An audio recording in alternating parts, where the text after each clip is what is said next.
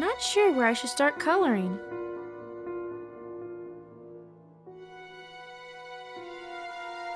I'm not sure where I should start coloring.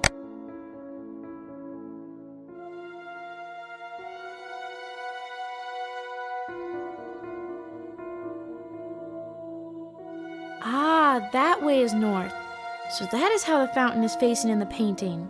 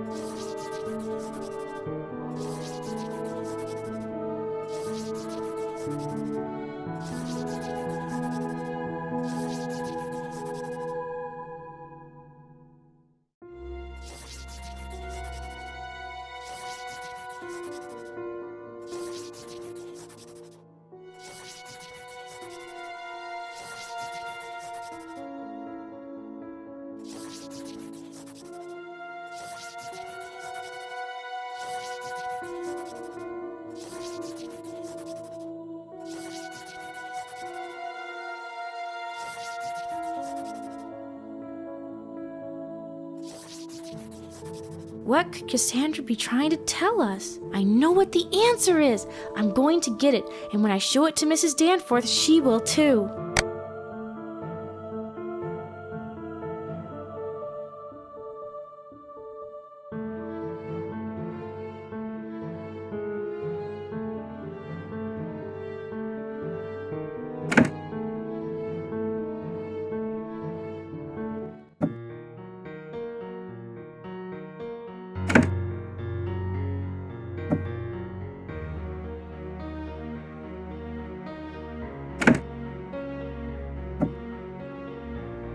Hello, Jane. I'll let you get back to your work.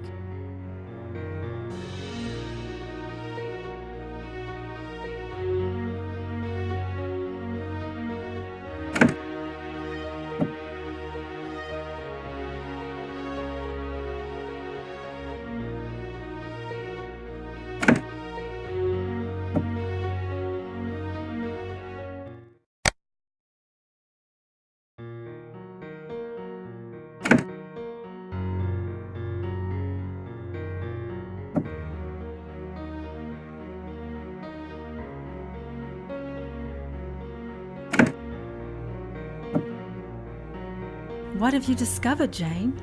I think I understand what Cassandra is trying to tell us. I don't think she took the Dyer diamonds with her when she eloped. In fact, I think they are still right here. I can't see how that could be.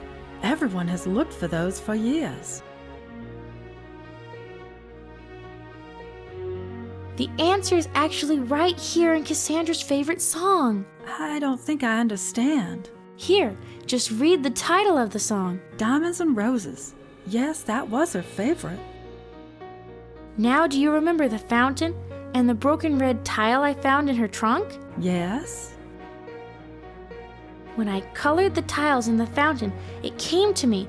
She had Jake, your gardener, break out the tiles in the red rose and hid the necklace in the fountain and then replace the tiles. Well, that does sound plausible, but I would hate to tear out the fountain if we were wrong. All we have to do is remove the red tiles and concrete under them, and we should know if the diamonds are there. I know the name of a good handyman we can get to come out and do that. I will give him a call and see if he can come first thing in the morning.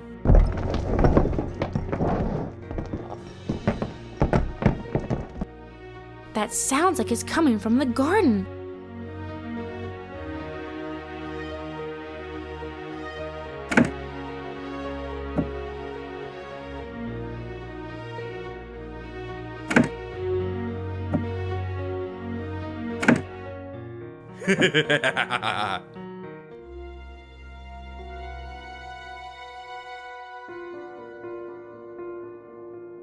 The Grand Hotel. I wonder if we'll have time.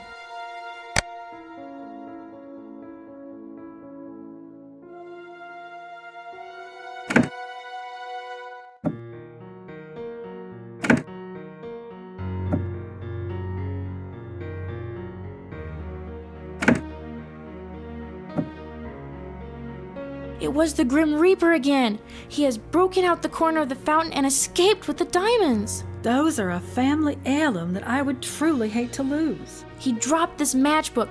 I bet he's staying at the Grand Hotel. I'll call a taxi. They're always very prompt. Where to, ma'am? To the Grand Hotel, and step on it. We haven't a second to lose. I'll have you there in a flash. That's him, I'm sure of it, and he's running for the hotel. If we don't stop him, we'll never find him in that costume party. Whoa!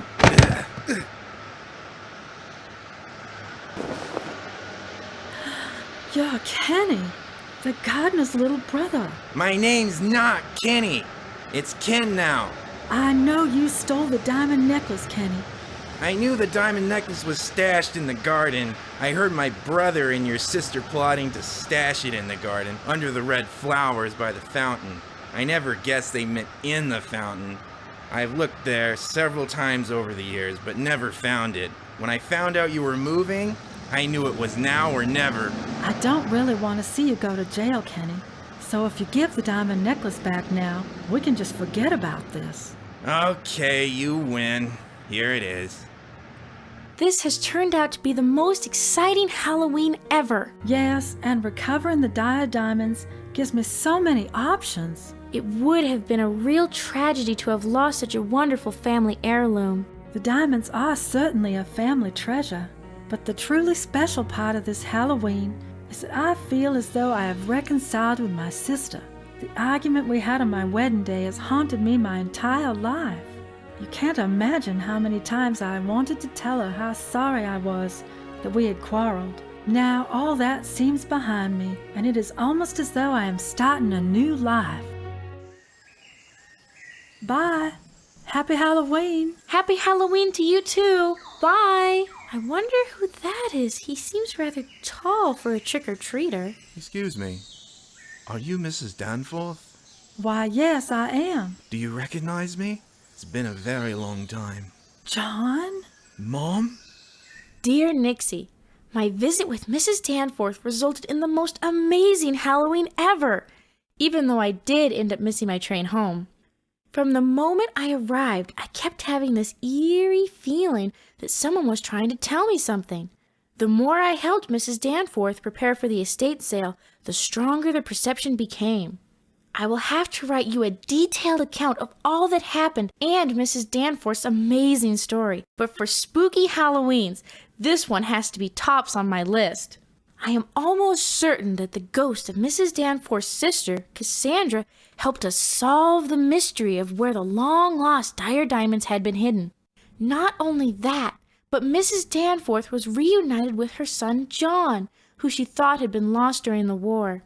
It turns out that John was injured in France and had lost his memory. He was captured by the enemy, who took his papers and uniform, so when he escaped a few weeks later and was picked up by our boys, no one could figure out who he was. During his recovery in England, he fell in love with his nurse and they married soon after the war ended. John went on to become a doctor and has a thriving practice. His wife is quite charming, and so are his 6 children. It was only a few weeks ago that John regained his memory, and they decided to come back to the Dyer mansion and find his family. Mrs. Danforth was so thrilled to have her son back, and it seems as though the entire family had always been together. John and his wife have decided to move back to the Dyer mansion with Mrs. Danforth. I can't think of anything more exciting than to have all the children bringing happiness to the mansion and to Mrs. Danforth. I'll write more soon. Love, Jane.